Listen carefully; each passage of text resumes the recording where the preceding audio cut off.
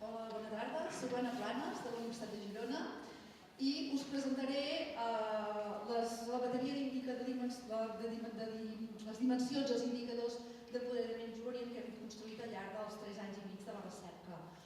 L'objectiu que ens plantejàvem a la recerca inicialment era construir això, una bateria d'indicadors i dimensions d'empoderament que ajudi a orientar les polítiques, els programes, els serveis juvenils que treballen amb joves.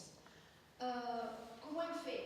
Ara estava pensant, ens anàvem presentant, presentes, no? Parles dels indicadors, però no he presentat els indicadors. Jo estaria en bon moment presentar-ho al final, no, però tampoc, perquè ha sigut transversal al llarg de tots els 3 anys.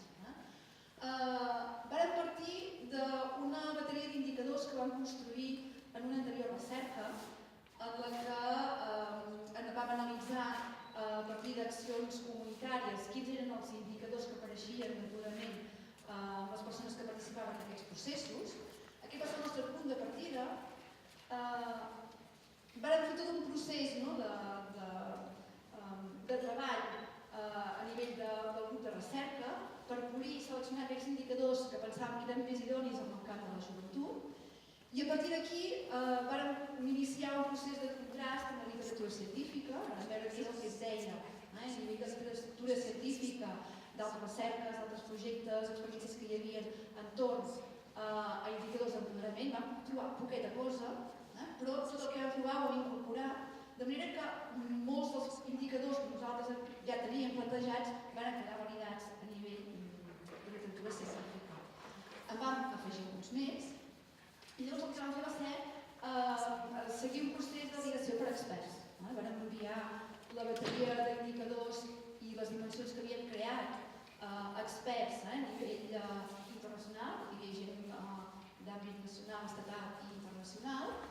Amb les esmenes que ens van fer vam reconstruir, revisar aquesta bateria, vam refer la bateria d'indicadors i després vam acabar contrastant i validant aquesta bateria a partir de les experiències d'avaluació participativa que us ha explicat en Xavier i dels relats de vida i del web doc que us presentaran l'Asu i el Manel. Com ha quedat la bateria?